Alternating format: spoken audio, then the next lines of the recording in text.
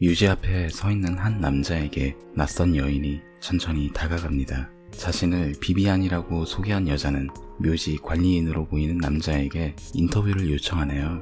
신비한 직업을 가진 사람들을 찾는 저널리스트 비비안. 그녀에게 남자는 자신이 알고 있는 매우 기묘한 이야기 두 가지를 들려주게 됩니다. 첫 번째 이야기, 폴은 자신의 보스의 명에 따라 움직이는 중입니다. 그런데 뭔가 일이 꼬인 듯하네요. 그는 급하게 자신의 아내 클라리스에게 전화를 합니다. 어쩌면 그녀의 신변에 안 좋은 일이 벌어질지도 모르겠네요. 하지만 안타깝게도 너무 늦은 것 같네요.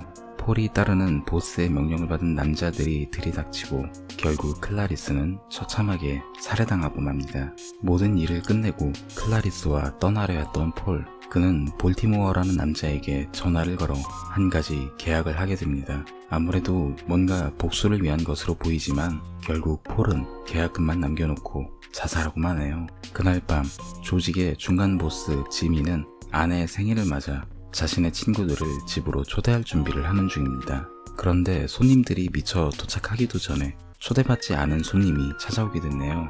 자신을 로버트라고 소개한 남자. 그는 자신이 지미와 같은 보스의 밑에서 일하고 있으며 폴과 관련한 이야기를 풀어내기 시작합니다. 폴이 코카인을 운반 중이었고 연락이 끊겼다는 것, 그리고 아무래도 폴을 죽게 만든 원인이 모두 지미에게 있다고 의심하는 것 같네요. 하지만 시간이 지날수록 분위기는 점점 심각해집니다. 심지어 서로 총을 겨누기까지 하게 되는 상황. 지미는 그를 두들겨 팬 뒤 감금시킵니다.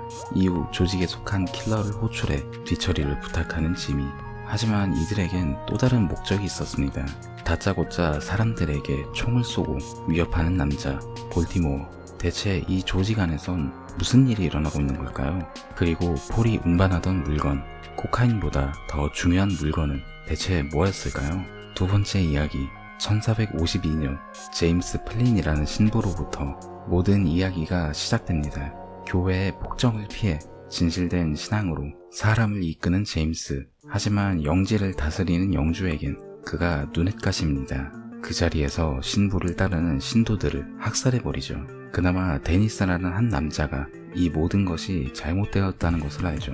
영주는 제임스에게서 어느 그림의 비밀을 알아내려 하지만 제임스는 굳은 신념으로 그 비밀을 지키고자 합니다. 결국 많은 사람들이 보는 앞에서 사형당한 제임스의 죽음 이후 드디어 움직이기 시작한 심장. 영원한 생명을 가져다 준다는 전설의 비밀을 풀기 위해 영주는 더 많은 사람들을 제물로 바칠 음모를 꾸밉니다. 데니스는 자신의 아내와 함께 무사히 도망칠 수 있을까요? 아니면 그도 이 사악한 영주에게 희생당하게 될까요? 대체로 영화는 어떤 목적을 가지고 만들어지게 됩니다.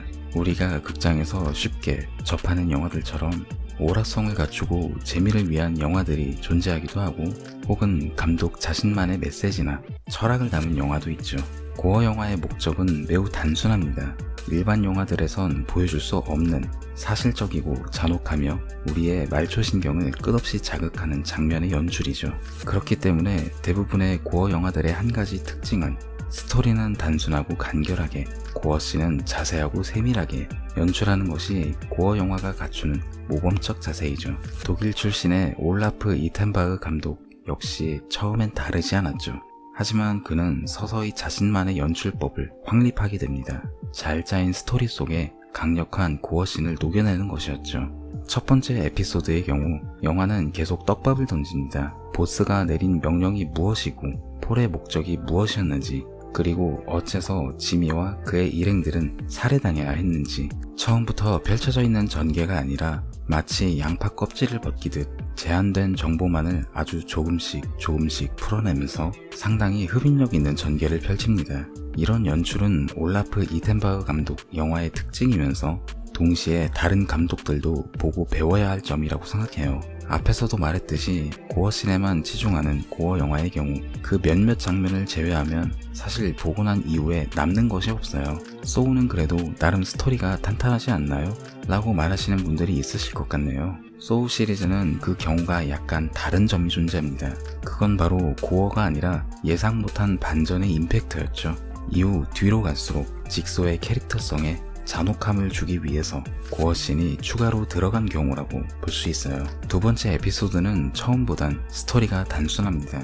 첫 번째 에피소드의 학살극에 대한 부가적 이야기를 풀어내기 위한 에피소드라고 생각하시면 편할 듯 하네요. 하지만 여기에도 미처 생각지 못한 반전이 있습니다. 그리고 자신의 목적을 위해선 타인을 학살하는 인간의 잔혹함을 매우 강렬하게 보여주고 있어요. 고어씬의 연출에 대해선 크게 걱정하지 않으셔도 될 듯 하네요. 굉장히 예전 영화이긴 해도 감독이 감독인지라 매니아들 사이에서는 지금도 여전히 추천될 만큼 상당히 강력한 고어씬들의 향연을 보여주고 있습니다. 보면서 상당히 놀란 게 보통 영화들에선 어린아이만큼은 웬만해선 건드리지 않는 것이 보통입니다만 이 영화에선 어린아이도 예외가 아닙니다. 정말 잘 짜인 스토리와 날카로운 고어씬이 조합된 웰메이드 고어 영화라는 수식어가 아깝지 않을 정도였음을 알리며 저는 이만 오늘의 가이드 마치겠습니다. 이상 가이드 B였습니다. 감사합니다.